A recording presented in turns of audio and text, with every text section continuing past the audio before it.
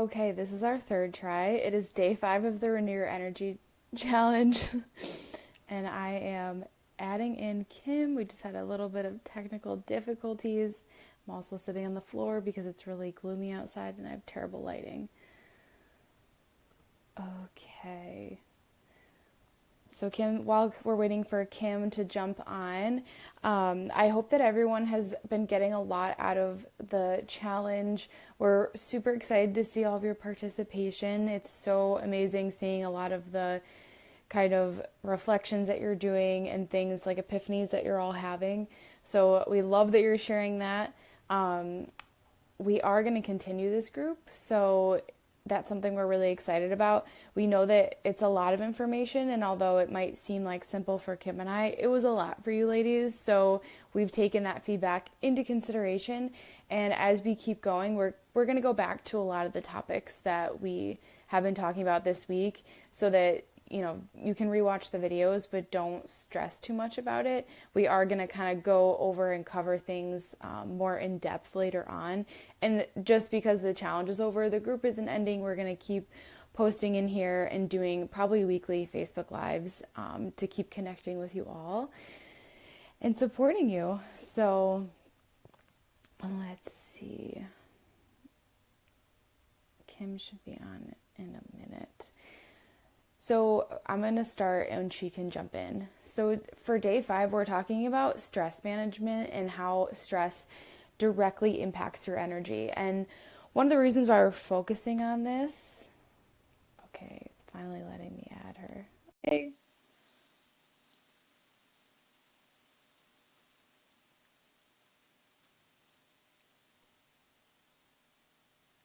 All right, it is adding Kim to the camera.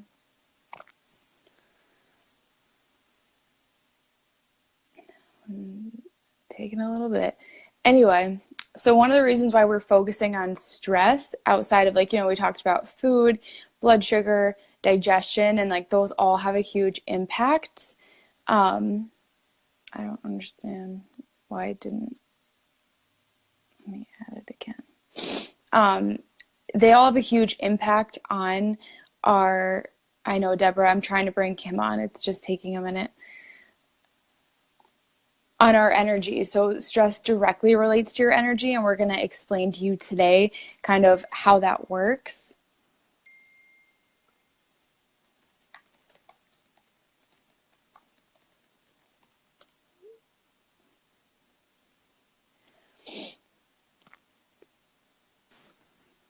Okay, she's here. Made My it. Goodness. Oh my gosh, I take full responsibility for that. A little bit of a mishap, but that's okay because this is live, right? So it's like real life. It's like reality TV. Totally. So I just kind of did an intro of everything and how we're going to keep going, but mostly just how we've kind of gone through food and digestion and blood sugar and how those obviously directly impact our energy. But now we're talking about stress, which is, we both, I'm sure you agree that it is probably has the biggest direct impact with stress. So and that's kind of, yeah. I find that stress is what is that umbrella of everything that we talk about. Not eating enough, skipping meals, not digesting properly. Everything we talked about this week really falls into that category of a stressor of some sort on your body. So today is kind of a culmination, but also there's so many connections that you'll make now today with everything that we've gone over all week. Yeah, because you'll notice that, so we're going to talk about stressors. The exercise is on page 10 of your workbook, I'm pretty sure. Or is it 9? It starts on page 10. Yeah, 10 and 11. 10 and 11 is the exercise for today, and it goes through different stressors, and you'll notice that a lot of those stressors are things that we've actually talked about this week. So that's why we didn't start with stress, even though it is super important.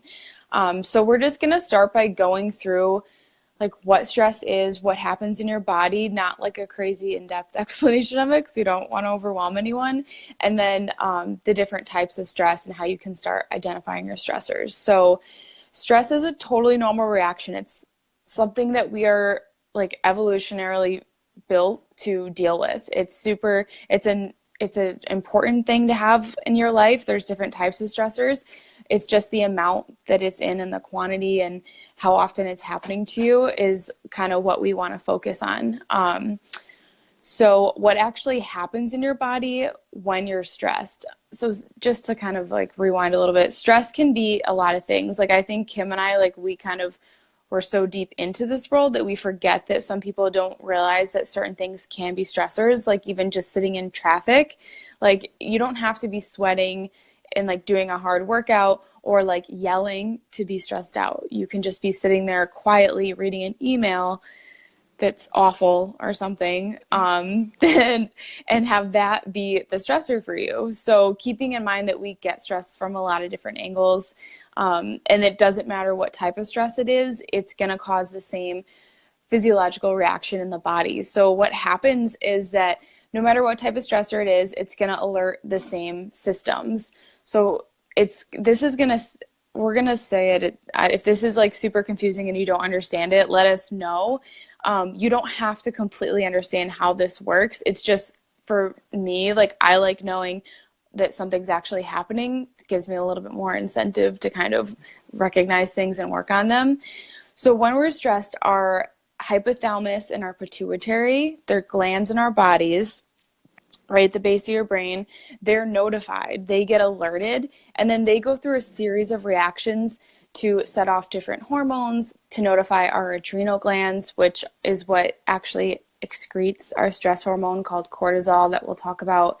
But the same reaction is occurring no matter what. So you have 3 different organs that are involved in it: your hypothalamus, your pituitary, and your adrenals. And that's why it's called the HPA axis.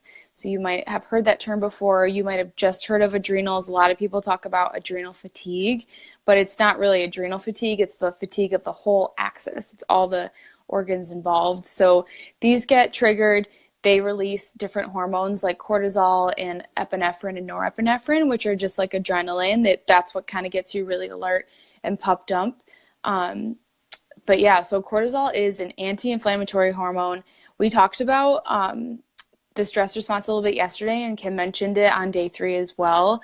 And it's just like we said, like it's turned on, like your body is turned on, you have these hormones flowing, and you have other parts of your body that are turned off, like your relaxed parasympathetic state, like your digestion we talked about yesterday, and your reproductive organs. They just get turned off. They're not prioritized. Your body's prioritizing the release of cortisol, adrenaline. You're starting to move glycogen or carbs, like from your liver. They get broken down, put into your bloodstream. Your body is basically preparing you to deal with whatever stressor is currently happening. Even if you don't have to actively do something, it doesn't matter. You're still getting prepared to do that. So it's a pretty intense thing that occurs. And I think a lot of us are familiar with the fight or flight. You probably heard about this fight or flight response. And I know the first time I heard about it was when I was dealing with anxiety and I was trying to research, like, why is this happening to me? And it's basically this flood of stress hormones that are helping you to deal with the stressor. And for a lot of people who have that, like, mental emotional stress that's causing anxiety, you're getting this flush of hormones that is actually like really stimulating your body, which obviously is making you feel anxious because it's preparing you to fight that stress or flee from it. And it's a really healthy, and it helps us to adapt this response. But the problem is that the way that it's meant to work and the way that modern society now that it's working is there's such a disconnection, because the stress response is meant to help us deal with the stressor and survive and move on. And it's supposed to happen once in a while, but we are all just chronically stressed, whether that is actual physical stress, which we'll talk about some different types of stressors, but whether that's physical, mental, emotional, everybody is just constantly stressed, and this stress response is just being alerted all day, every day, and the effects of that chronic response are this is what we're talking about when we talk about chronic stress. Yeah. Having stress in your life isn't all bad. It's just that when it's all the time and it piles up and it adds up, that's when you're definitely going to see some interference with the response, your blood sugar, and your hormones. And I think this is something that everyone has to address. Like, even if you feel like you don't have a lot of stressors in your life, like the world that we live in right now, like it is stressful no matter what. Like, we're just constantly being stimulated by like our cell phones, TVs, laptops, like we're always on our email, we're always taking in information, and that can stress you out, like even if you don't really realize it. So I think this is a super important topic to focus on, kind of no matter where your health is at, or how you're like what your specific goals are. Like, don't skip this. Anyone and everyone can benefit from a lot of the tips that we're going to talk about today. So let's go through the different types of stress. So there's good stress and bad stress. Good stress is typically referred to as eustress, and then bad stress is referred to as distress. So eustress is like things like exercise that isn't too long or too intense. So like doing regular exercise, like that's a really positive stressor on your body. You are still releasing cortisol when you're exercising. That's why it can be hard to sleep at night if you work out too late. But that's an example of a good stressor. Or something like if you're working on a project, like probably Kim and I, this 5-day challenge, right? This was a good stressor for us because it's like doing something, it's going to allow you to expand and grow, and it's a positive thing in your life. So while it's a lot of work and it might take time and add stress in different areas, it's a positive stress. You have an overall positive feeling about it.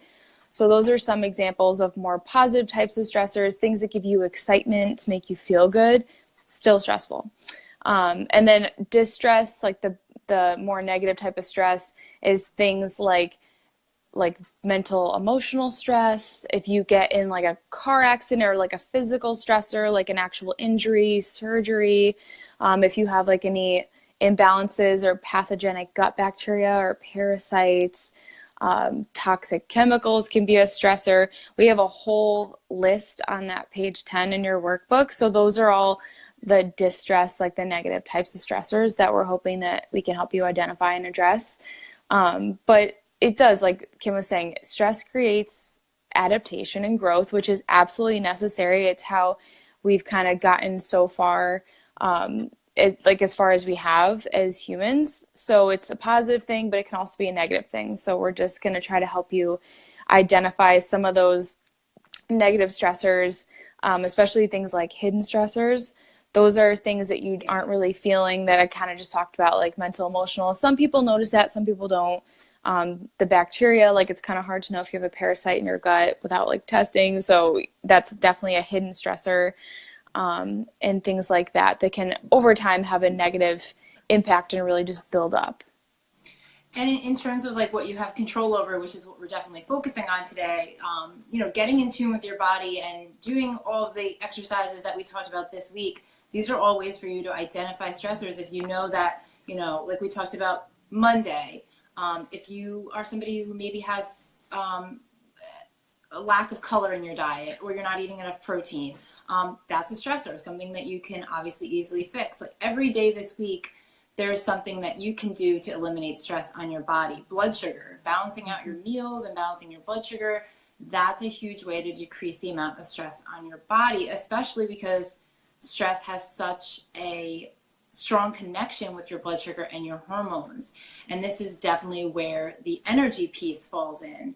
I mentioned before anxiety and how that fight or flight response can help make you feel that like nervous energy, that anxious reaction, but also just like overall fatigue, and especially fatigue in the morning, and that like 3 p.m. fatigue related to blood sugar, but also anything that's related to blood sugar is related to stress and hormones.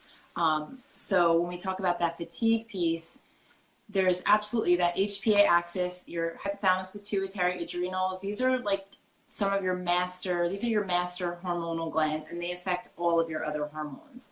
Yep. So if we talk any hormone, insulin's a hormone. If we talk about estrogen, testosterone, progesterone, female sex hormones, Thyroid, oh my gosh, thyroid. Stress and thyroid is the biggest connection. If you have a thyroid issue, absolutely be looking at your stress and your blood sugar. But that's that big connection. And those hormones, your hormones are like the lens that you see the world through. That's how you feel every single day. And if your hormones are imbalanced, and you've got some of these stressors that you're not actively identifying and dealing with, then you're absolutely going to feel fatigue amongst many other symptoms. So this is like step one to working with hormone issues, is absolutely stress and blood sugar connected, for sure. And I think like one thing I want to add to that is, as far as like blood sugar goes, that something that really helped me make the connection between like how I can reduce, like obviously we're going to have stressors, like most of us work, we have jobs, we have families, people that count on us, you have stress no matter what. But when you get your food, like really, like how we're talking about balancing your meals and taking that fine tuning quiz, like that's also that you can balance your blood sugar. Because when your blood sugar drops really low, your body releases cortisol so that it can get more carbs or sugar from your liver. So just like it does that when you're stressed out, like when it's trying to react to something, because it wants your body to have sugar to have energy to react to the stressor, it does the same thing when your blood sugar is low. So that's something that has really helped me in like stabilizing my energy, especially like as you kind of move through like stressful times in your life, is really just being in tune with like, how is my energy? What are my meals looking like? Am I taking care of myself in that way? Because if not, like you're stressed out enough, you don't need like these huge energy dips because you're not eating balanced meals or enough food. That's like a huge reminder and takeaway, and kind of building off everything we've talked about. And one more thing to add there in terms of like sugar and not having balanced meals, caffeine too. I know that a lot of people rely on caffeine and they don't think it's a problem. And for some people it isn't, but what I find to be really interesting is that, for one, caffeine doesn't give you energy. So coffee doesn't give you energy. It actually gives you stress. It actually alerts your same HPA axis to release those hormones. So you're actually kind of putting your body into a fight or flight response when you over rely on caffeine, or even when you just drink it on a daily basis. So if you're struggling with fatigue, I know it sounds kind of counterintuitive, but weaning your body off of caffeine is actually one of the best things you can do, because you're eliminating or reducing that stress response in your body, so it's better for your hormones. And also, that caffeine can be a crutch, and that can actually, when we talk about getting in tune with your body, that caffeine can actually mask your true energy patterns. And you might think that you don't have any issues with blood sugar or energy problems, but you could just be covering it up with the caffeine. So eliminating it can absolutely help you get back in tune with just how your natural energy patterns are. And it's crazy, like when you stop drinking caffeine, now you have more energy. Like not at first, obviously, but like once you're off, it's like if I have regular coffee now, I will be tired in the afternoon, and that's just one day. And I think it's really just because Kim was saying, like it's an added stressor, like it's adding to things you already have going on in your day. So while it might help you for like a couple hours, then it messes with your blood sugar later on. And if you are in a place where you have a lot of stress in your life, so when you go to page 10 of the workbook and you look at that list of stressors and you start circling which ones apply to you, like most people are going to be circling a lot. I circle a lot. You're going to be circling a lot. And then you start to realize like there's already a lot of stressors on my body, which means that you're already asking your body to make a lot of cortisol. Doesn't always necessarily mean it can make it, because your HPA axis, that hypothalamus pituitary adrenal system, it gets tired. Because if I'm like drinking caffeine all day long, plus I have a stressful job, plus I have kids, I'm making all this up, this isn't true. I don't have kids, I have 2 dogs. It's like you have all these things that you're dealing with. It's gonna take a toll, and eventually your body can't adapt any longer and keep producing all the cortisol. And then that's when you get that chronic fatigue, don't want to get out of bed in the morning, like that awful, awful feeling of you're always tired, and you might be eating well and maybe you try to get more sleep, but it's not enough. And it's because you have to eliminate those stressors. You probably need to take some supportive herbal supplements and get way more sleep than you could literally ever even comprehend. And then that's when you start to do that healing process and taking care of yourself. That's when you're going to start to feel better. But that's just to kind of put it into perspective, where if like you are chronically tired all the time, like we've both gone through this, it is absolutely terrible. And it's kind of what really woke us up to all these different stressors and things like that. So keeping that kind of stuff in mind as we go through this. And let's actually jump into what the exercise is. Yes. So real quick before we'll pull up our exercise, pull up page 10. I've got it open. Point of this exercise is not to scare you or make you more stressed out because you have so much stress in your life. This is an identifying exercise because Amanda and I know, like we all have stress. There's no way to get rid of stress. It's never going to go away. Once you think you've dealt with one thing, something else is going to pop up, and that's just the nature of life. But as we hint this whole week, it's definitely your mindset and how you view things that is going to make such a big difference. So we're not talking about eliminating all of your stress here. We're talking about identifying your stress, being aware of it. That just makes all the difference. B, eliminating what you can, because you're not going to be able to eliminate everything. And then those things that you can't control at all, you're going to learn to deal with, learn to effectively manage, and counteract with some activities that we'll talk about. Yes. And so if you look on page 10, you're going to see a list of 3 different types of stressors. We've got a list for mental, emotional stressors. We have one for physical, biomechanical stressors, so more of like what's physically going on in your body. And then we have a chemical and biochemical stressor list, because there's definitely, we like to break them up because there's definitely like a lot of different types that can be occurring. Like some people might not have any physical stressors. It might be all mental, emotional, or some, you might be able to, most people can identify chemical stressors because that's something that's super common like in our society in days. But just to kind of go through some examples, like some of the mental emotional stressors are things like fear, worry, excitement, anxiety, and these aren't all bad stressors. Long periods of stress, like perfectionism, I think a lot of people can relate to that one. Even having like a lack of purpose, like that is a stressor too, even though you might not quite feel like it. But all those types of things, financial hardships, any relationship problems, like those are huge. They wear on you. Some physical stressors, like if you get in a car accident, if you've got like any nerve compression, actual like whatever, anything going on with like your spine, lack of sleep or not recovering well, food allergies, those kind of also fall into the chemical stressors. And then some chemical ones are like, that's where your inflammatory foods come in, right? Any like pesticides on your foods, artificial ingredients, additives, excessive, like alcohol is a major stressor, caffeine, any medication, which I think a lot of people don't realize, like birth control, like antibiotics, ibuprofen, Motrin, doesn't have to be like a prescription one. Like all medication can be a stressor. Like I talked about yesterday with digestion, like it has a huge impact on your gut.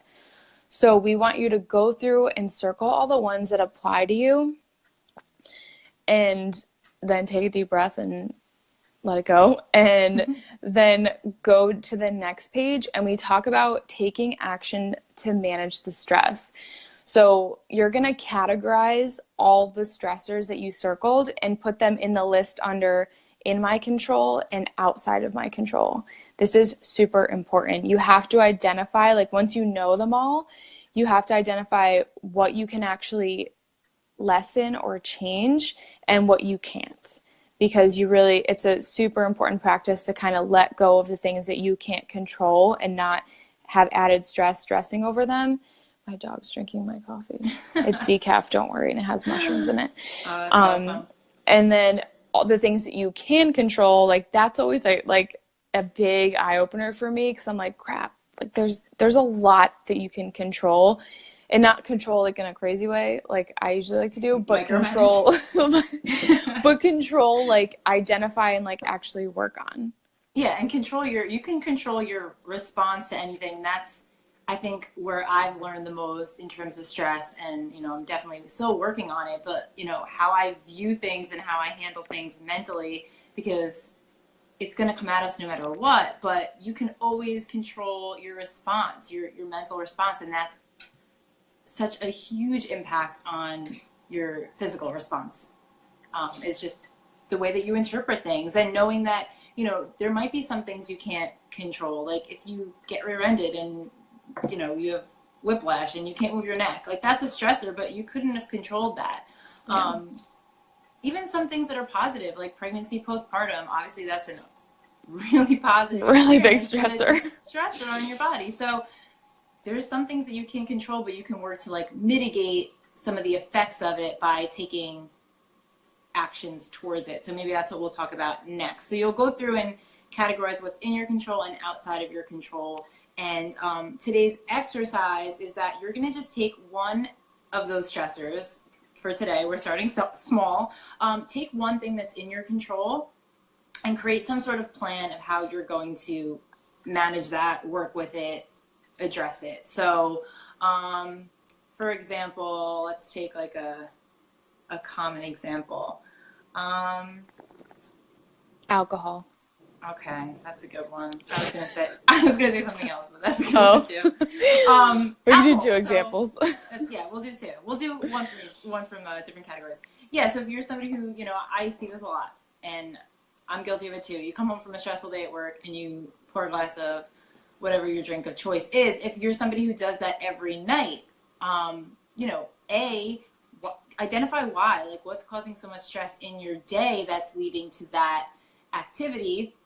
And then obviously dealing with whatever that stress is, but maybe finding a different replacement for that drink. So maybe instead of having 2 glasses every night, you have 1 glass every other night, or, finding whatever plan you can. Obviously, if you address whatever stress is causing you to feel that need to have a glass of wine at night will help, but find a replacement, like have tea at night. I know it doesn't have the same effect, but it can be so much more therapeutic and obviously get you feeling so much better, especially in the morning. So that's like, depending on what your stressor is and what your lifestyle is like, you'll be able to create some sort of plan to attack it. And we just want you to pick one thing in your life that you're in control of and create a plan that you're going to attack it. You're going to, eliminate or reduce whatever the effects of that stress are on you.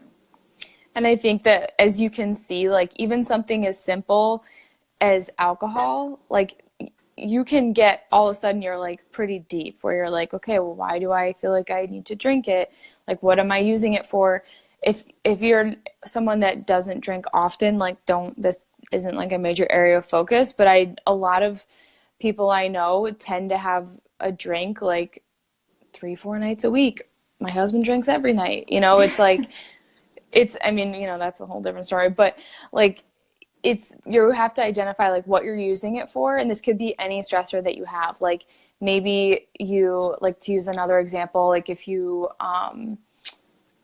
like it stresses, or major stressor is that like you don't get enough physical activity because you can't get up in the morning. It's like, okay, well, you have to kind of like backtrack and go backwards and figure out like what the stressor is coming from, like what's causing it, and like what could you do differently, and why don't you do it on a regular basis? Because most of us know like what we should be doing, but it's like, why aren't you doing it? And that's where a lot of I think like the bonus tips come in, like where we talk about making time for yourself and taking care of yourself. That's like, it sounds really simple, but it's not easy to do. It's something that like I think we both struggle with. The more I do it, the more I get comfortable with it and I feel less guilty about it. But yeah, so we have a bonus tip where it's like carve out you time every week. That is an amazing way to reduce stress. Like, and no matter what you circled on that list, creating time for yourself to do whatever you want, relax. We have like we're actually going to send out a self-care thing, but like anything that makes you feel good, reading your favorite, it could be active, it could be completely still, anything you want to do that makes you feel good, like carving out time for that is going to reduce your stress, and it's going to give you more like wiggle room on a daily basis with how much stress you can handle. So the more you can take care of yourself, and give your body the things that it needs, like you're eating well, you're sleeping enough, you're taking time, you're focusing on your relationships. Like, it's hard to do all these things at once, but when you kind of take out a little bit of time each week to focus on each one, you just you become much more resilient, and then the stressors don't impact you as much. Yeah, and like Amanda was saying, we talked about a couple times this week with that like sympathetic, parasympathetic response. There should be a really healthy balance there, and we all live in that sympathetic, that stressed, alert, fight or flight. But the more you train your body to learn how to get into the parasympathetic, it's like a muscle. You're training, and you will get muscle memories. You'll be able to reach that state, because I know when I first started doing this, like I would think, okay, like I'm going to relax on the couch and like scroll through my phone and just like try to be like distracted, but you're not relaxed. If you're if you've got like 40 different things going on and you think that you're going to be able to relax, you truly can't. It really is tough to get into that really relaxed state. I know I feel like that if you ever like left a massage or you go for acupuncture or anything like that, that truly deeply relaxed state, the more you get your body there, it might be hard at first, but the more you do it, the more it becomes habitual and your body's able to get that better, and that's going to help you deal with the stress in the long run. So think about that. If you have, difficulty getting there at first, the more you do it, the easier it becomes. I think you start to crave it too. Like, oh, absolutely. I like, now that I do it more, I like actually want to do it, and I can tell when I need to take care of myself better. So, which is something that I think is completely foreign when you first kind of embark on all of this. Yeah. So that's one thing to absolutely do. And then a couple other things. Amanda mentioned we're going to send out a self-care guide to everyone here. Some of our favorite tips and products. It's really cool. So that will help you if you're somebody who doesn't practice any self-care, or maybe you think you do, but you truly don't. That'll help you with some tips. We think that is an amazing way to get your body relaxed, deal with the mental and emotional aspects of stress. So that's one tip that we have, along with me time, doing something that relaxes you every day. So prioritizing that time. For me, I've recently been reading. I read in the morning and I read at night. I make sure I get at least 20 minutes because it starts my day on a relaxed note and it ends my day on a relaxed note. So do something that's truly relaxing, whatever that looks like for you. A bath, knitting, whatever that is for you. And our favorite one, which I think we both have a complicated history with, is just saying no. Yeah. Saying no more often.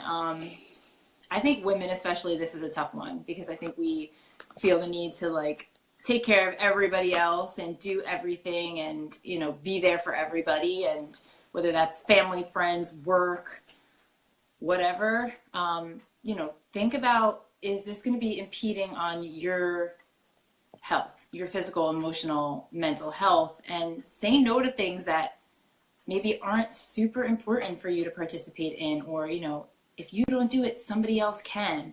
And that's also that control piece, like learning to relinquish a little bit of control and let somebody else do something. I remember that I posted that meme on Instagram and Facebook. I laughed so hard. It's like, it says like, me, I need some help. Like, it's like a woman like reaching out. I'm assuming it's a woman because women do everything. So it's like, me, I need some help. And then it's like, me again, never mind, not like that, I'll just do it myself. Yeah. So it's, and like, that is like, I cannot believe how many women that I know commented on this, and they're like, this is me to a T. And I'm like, this is literally me. Like, my husband laughed when I posted it. He's like, that's insane. So I think it's like, it's okay. And I think it's really good to accept that those things about yourself. Like, I used to hate how controlling I was, and like that I'm like very rigid, and I like to have a schedule. I'm a planner. I don't like to do things like on the spur of a moment. Like, I do sometimes, but for the most part, like, no, don't ask me to do that. And I used to think that I was so like controlling and inflexible, but now it's like, I really like those things about myself. I think that they bring a lot of amazing things into my life, and they don't stress me out anymore. But I recognize that I need to focus more on like what's essential every day rather, because I know I can do it all, right? Like most of us can. We can get an insane amount done in a day. But are you exhausted at the end of the day? How are you feeling like mentally, physically? So trying to focus more on like what is essential. And that's why we only chose one stressor for you to focus on. We want you to pick one, whichever one you feel the most comfortable with starting with. If you are here because you really want to improve your nutrition, then maybe you focus on inflammatory foods. You know, like there's so many different ones you can try to focus on.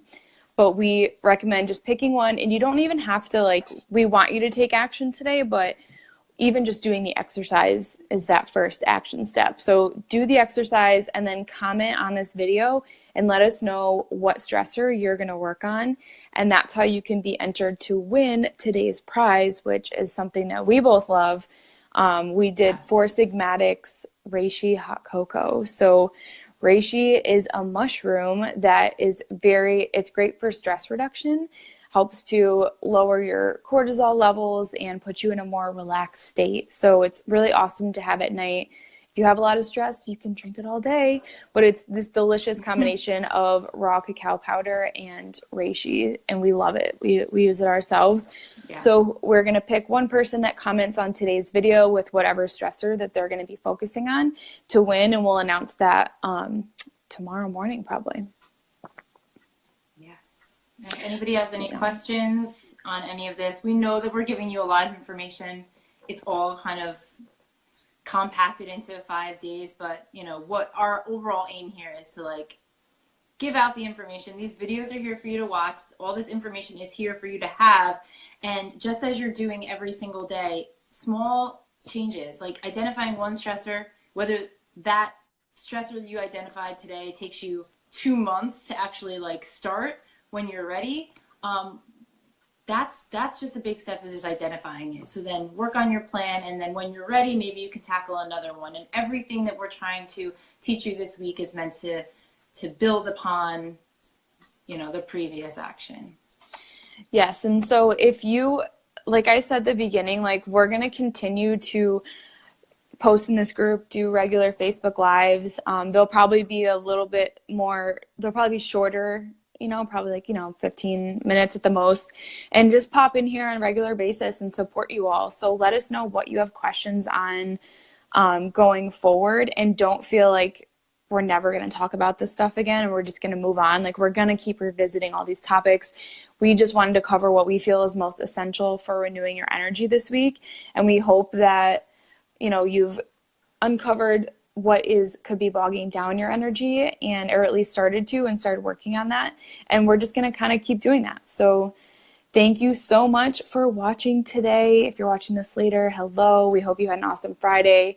And yeah, so make sure you post a comment so you can participate and be entered to win the Four Sigmatic Reishi hot cocoa. And we will talk to you all in the group. Yeah. Bye-bye. Bye.